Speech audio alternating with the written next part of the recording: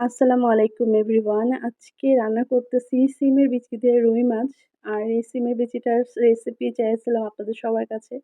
আপনারা এত রেসিপি দিচ্ছেন। সবার রেসিপিগুলোই অনেক পছন্দ হয়েছে। তারপর মধ্যে থেকে আমি আমার পছন্দ মতো একটা রেসিপি করলাম।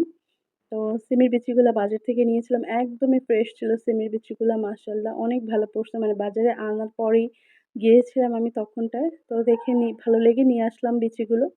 এখন সিমের বিচি তো নরমালি বাসায় এনে ভিজায় রেখেছিলি, বাট আমি আজকে আর ভিজাইনি। এটাকে কাঁচা অবস্থায় ছিলতেছিলাম, আমার আঙ্গুল একদম ব্যথা হয়ে গেছে। মানে দেরি সহ্য হয় নাই, ভাবছি যে রান্না করব, তা মানে বাইচা ফেলছি। আর ভিজানোর টাইমও ছিল না। এগুলো ছিলতে অনেকটা সময় তো লাগছেই। তার সাথে আমার নখটা সারারাত ব্যথা করছে ভাই। এত মানে পেইন হইছে। ০.৫ কেজি বিচি এক বসাতেই ছিলে ফেলছি। এটা অনেকের কাছে হয়তো একটা তুচ্ছ কাজ, বাট আমার কাছে অনেক কিছু। কারণ আমি অত মানে সবার মতো পারফেক্টলি একদম মানে তাড়াহুড়ো করে কাজ করতে পারি না। আর এরপরে হচ্ছে রুই মাছটা ভালো করে ধুয়ে নিয়েছি, হলুদ লবণ মেখে নিলাম। এখন জাস্ট ফ্রাই করে নিব। আর এটা ভাজা হয়ে যাওয়ার পরে মসলাটা কষায় নিচ্ছি। আর সিমের বিচির সাথে টমেটো ইভেন হচ্ছে একটু ঝাল করে রান্না করলে বেশি মজা হয়। তো এখানে মসলাটাকে ভালো করে কষিয়ে নিয়ে এখন এক করে সিমের বিচিগুলো দিয়ে দিচ্ছি। আর সিমের বিচিগুলো দেখেই তো বুঝতে পারছেন কতটা ভালো ছিল। অন্যান্য মানে সিমের বিচিটা এনে ফ্রিজে রাখা ২-৩ দিন পরে খাইতে গেলে কিন্তু কেমন একটা স্মেল আসে, আমার ভালো লাগে না। একদম টাটকা বাজার থেকে আনার পরে সাথে রান্না করলে বেশি মজা হয়। তো এখন ভালো করে কষিয়ে নিব। আর সিমের বিচির তরকারিটা কি বেশি নাড়াচাড়া করলে গলে যেতে পারে।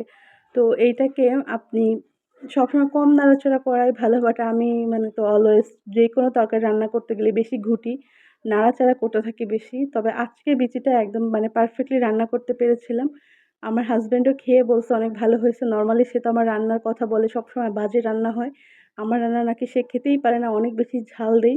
এইজন্য আমার সাথে মাঝে ঝগড়া হয়। আমি নাকি ঝাল দিয়ে রান্না করি যাতে আমার হাসব্যান্ড না খাইতে পারে। কি যে একটা হাস্যকর কথাবার্তা বলে। এগুলা নিয়ে মাঝে আমাদের ঝগড়া লেগে যায়। তো এরপরে এই তো সিমের বিচিটা মানে ঝোলটা ফুটে উঠছে। এখন এক করে মাছগুলো দিয়ে দিলাম। আর মাছটা দিয়ে একটু মানে ঝোলটা শুকায় গেলে আর এটা একদম সিদ্ধ হয়ে গেলে তখন নামায় ফেলবো।